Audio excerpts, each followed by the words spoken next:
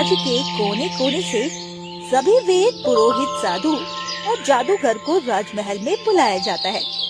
वे सभी अपने अपने मंत्र तंत्र और विद्या का प्रयोग करते हैं, पर कोई भी राजकुमारी चंद्रकांता को उसके असली रूप में वापस नहीं ला पाता।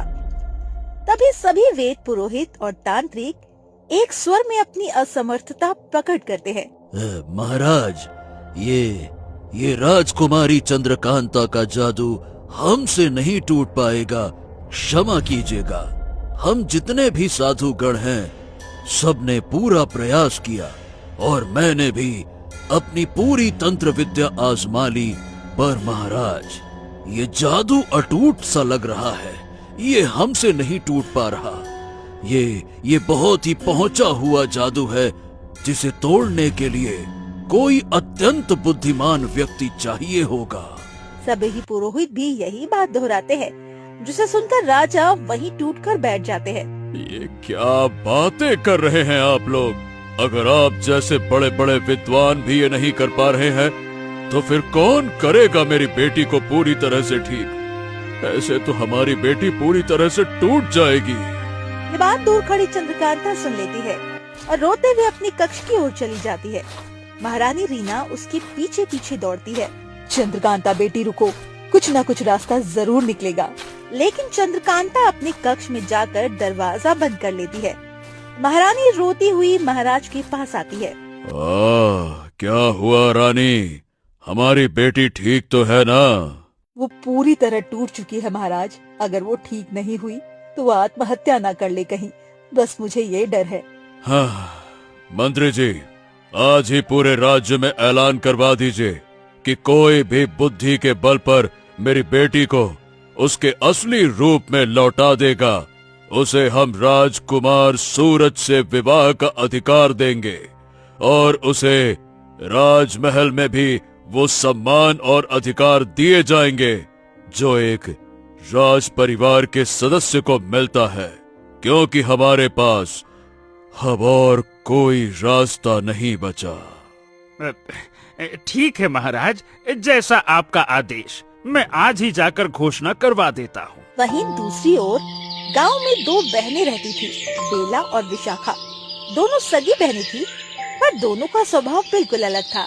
बेला शांत और सरल थी, जबकि विशाखा तेज बुद्धि और चालाक थी। एक दिन दोनों बहनें मुखिया के खेत के पास खड़ी थी। अरे यूं ही खड़ी क्या कर रही है, जल्दी करना। दीदी, चोरी करना अच्छी बात नहीं है। अगर मुखिया को पता चल गया तो हमें कड़ी सजा देगा। चलो यहाँ से चलते हैं। अरे तो हर वक्त डरपोक बनी रहती है, मुझसे कुछ सीख। थोड़ा दिमाग और हिम्मत रख।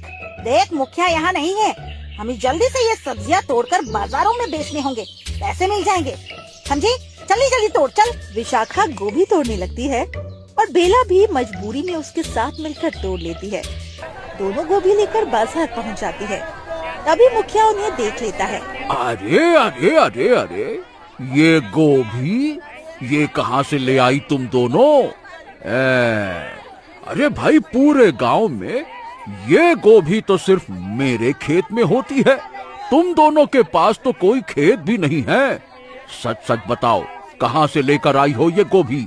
मुखिया जी, वो हम लोगों ने। अच्छा, तो चोरी की है तुम दोनों ने। अब इसकी सजा भुगतनी पड़ेगी तुम दोनों को।